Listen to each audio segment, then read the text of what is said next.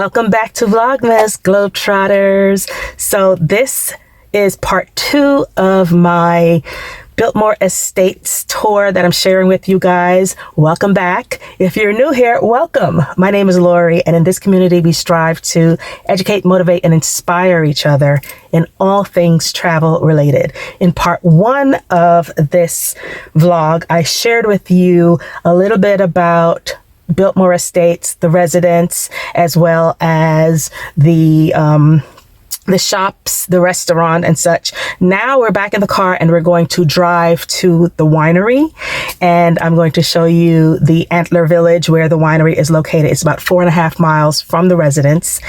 A little winding road, very, very pretty. So I'm going to take you to Antler village. I'm going to show you around Antler village a little bit and then take you to the winery, and we're going to do a special wine tasting in a reserve room, and that's usually where wine club members go. And so we're going to be escorted to the winery and to this special room, reserved room in the upstairs of the winery, and we're going to have a special tasting of red wine and chocolate, specially made, handmade chocolates, handmade in Asheville, North Carolina. So welcome to Western North Carolina. If you've never been here, this is going to be something that's going to be so special to you guys. And it's Christmas at Biltmore, and I had to bring this to you.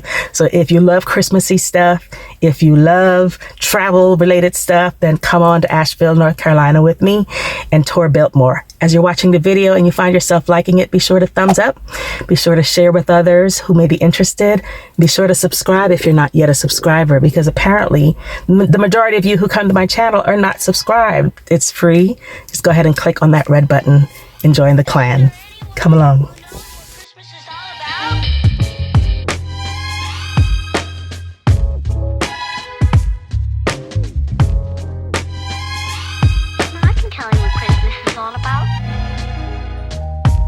Chestnuts roasting, Jack Frost nipping at your nose. So I'm offering this simple phrase.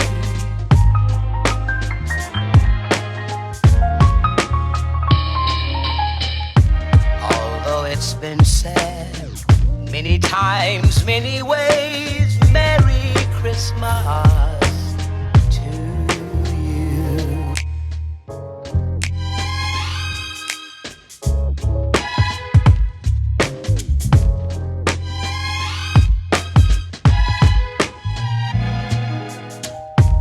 Chestnut roasting, Jack Frost nipping at your nose.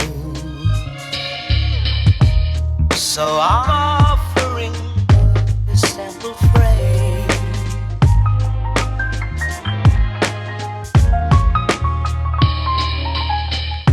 Although it's been said many times, many ways, Merry Christmas to you.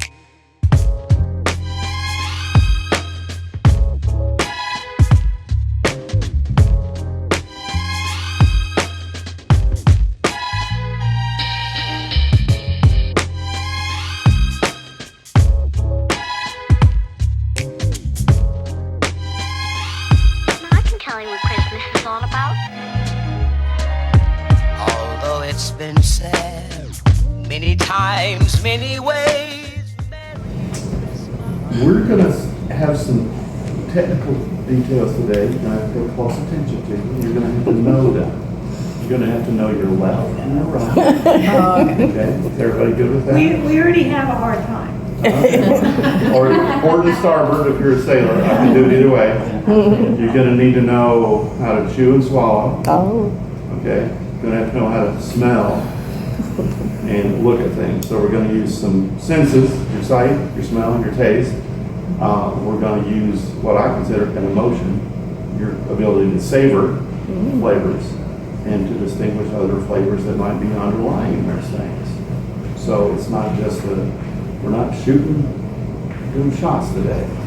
Had a guy yesterday grab the Pinot Noir immediately when I said, let's look at our Pinot Noir, and he ripped the napkin off, downed it, and pile drive the glass back down the table, and I'm like, it's not a tequila. He must have come from the other tasting strip here. I said, you were listening to the part about the 5 S's. Oh, it's getting mixed up in my head. See. Swirl. Smell. Swish. Sip. We're not swishers. and savor. Yes, 5 S's. I only got 4. See. Swirl. Sniff. Oh, sniff. Sniff.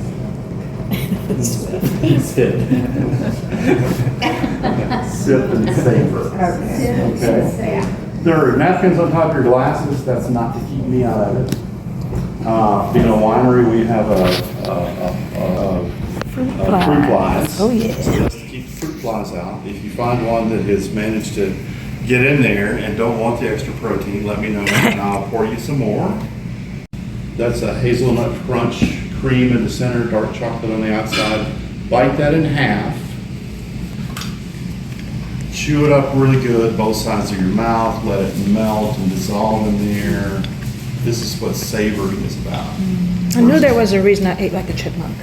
Yeah, there you go. That's it. I seriously separate my food onto both sides, and I just take my time eating it because I want to taste it all. This is way different than grabbing a handful of M&Ms the day after Halloween and pounding them down. So, when you swallow that, then taste your Pinot Noir again.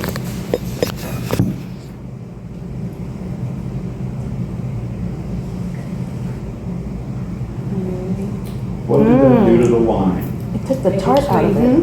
Took the tart out of it? Yeah, it's much smoother. Have we won yet? It is different. What happens when you chew the food and it kind of dissolves in your mouth is it coats your flavor receptors, which is another, it's a fancy word for taste buds. But we're at the Biltmore, so we'll call them flavor receptors. It coats those, so when the wine is introduced again, there's a little shield between the wine flavors and the tannins in the wine and your taste receptors. They've been coated by the proteins in the chocolate. The same thing works with cheeses. Cheese is also melted mouth temperature, so you see a lot of wine and cheese pairings. There's a reason for that, because it makes the wine taste better, makes the cheese taste better. Go back and taste the Pinot Noir again and tell me what it tastes like. Can we have another bite of chocolate first? Not yet. Oh, gosh, golly. Oh, it's back. It's back, exactly. It's back the way it was. That's because you set for a moment and all the chemistry in your mouth cleansed off your taste receptors again to prepare for that next bite.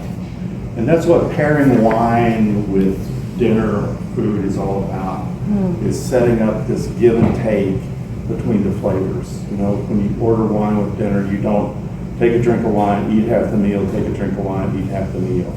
You take a bite of something, taste it with the wine. A bite of something, taste it with the wine. With everything on the plate, because everything's going to respond differently. We think red wine, red meat, white wine, chicken or fish. Pinot Noir is excellent with salmon because of the high fat content that's in salmon. Halibut, not so much. Almost no fat there.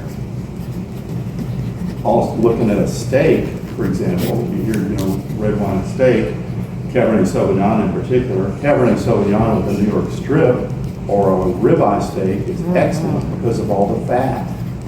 They're well marbled, especially a ribeye. But if you put a really bold Cabernet Sauvignon with a filet mignon that has virtually no fat, no marbling, you will almost not be able to even taste the meat.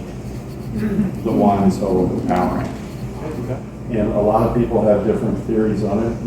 My colleague Peter believes that when you open a bottle of wine, you should also have available 3 things to taste with it, to have that experience. That's the whole point of wine. Drinking wine by itself, not a thing wrong with that. It's enjoyable, but boy, when it's paired properly. Next up, we're going to grab your second glass from the left. Hey guys, so just finished with the wine tasting and it was amazing. The difference between the wine tasting, the pairing that you pay for, and the complimentary wine tasting is that you have the limited reserve and limited bottles of wine. So you get to taste the premium wines that you don't get to taste in the complimentary tasting. I think the complimentary tasting has the sparkling wines and more of the lighter drinking fare. So this was the red wine and chocolate pairing, and the chocolates were divine. They were from French Broad Chocolate-Toury. I think I showed you guys that in the Asheville vlog, so go ahead and check that out. So the chocolates were paired, the chocolates from French Broad were paired with the wines from Biltmore, and each was supposed to bring out the other, and the pairing was amazing. I think it was worth the extra money. I think it was about $55 extra on top of the ticket for the Biltmore House and Grounds. But according to Tim, our lovely sommelier, joining the wine club at Biltmore gets you onto the grounds 4 times a year. You can bring as many people as you can in the bus, in a car, I'm sure, or a minivan or what have you. And you can have access for free to the grounds. You can also have access to the wine social club room, the lounge or what have you, and a free glass of wine. And you can also come up and, you know, see the gardens and go to the cafes and the shops and all those different types of things. And I just told you guys, it would be worth it just to come up here, to go to the shops, to go eat, to come to the winery, to you know, eat all the different things, not necessarily even going on the ground. So I'm gonna check it out and see how much it is to join the wine club. And they also ship you 4 wines per year. I think you get 4 shipments per year, and not 4 bottles necessarily, but 4 shipments per year.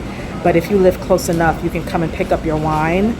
And so since I live within the 3 to 4 hours that he recommended, then I can come pick up my wine when I'm on the property for those 4 different times. And that would be perfect because I can come each season, check it out, and also pick up my wine in the meantime. So there you have it.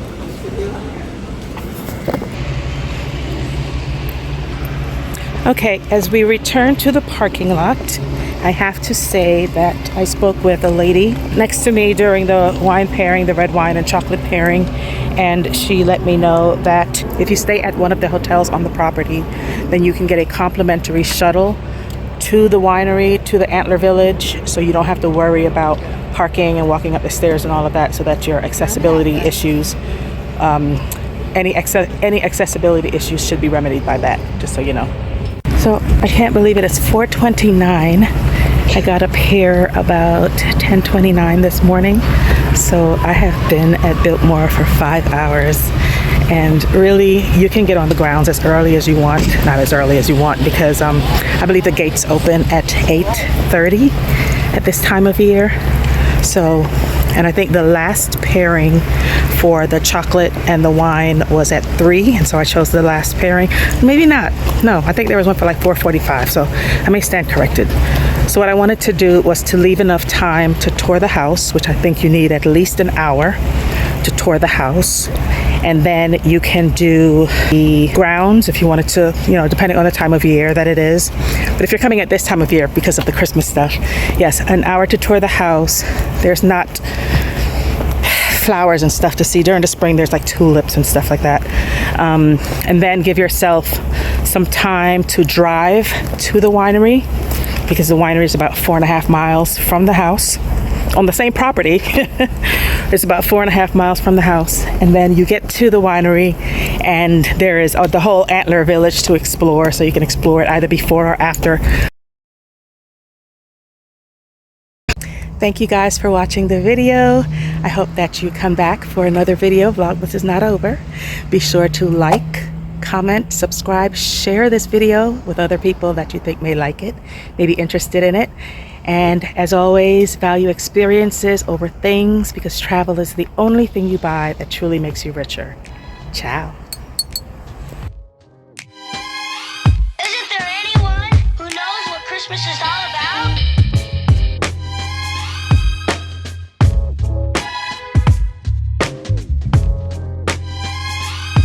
I can tell you what Christmas is all about.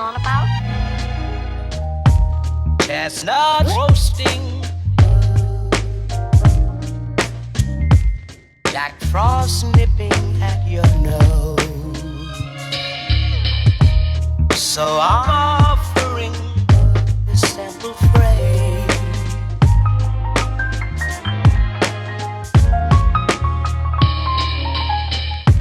Although it's been said many times, many ways, Merry Christmas to you.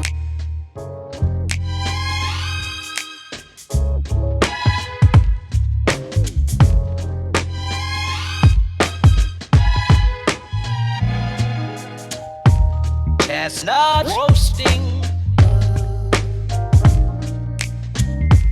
Jack Frost nipping at your nose. So I'm offering this simple phrase.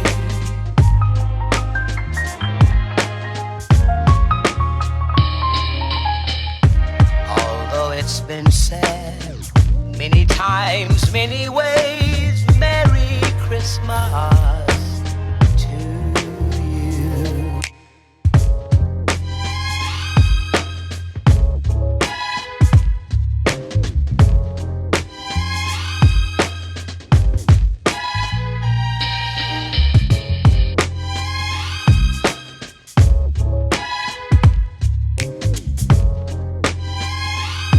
I can tell you what Christmas is all about. Although it's been said many times, many ways.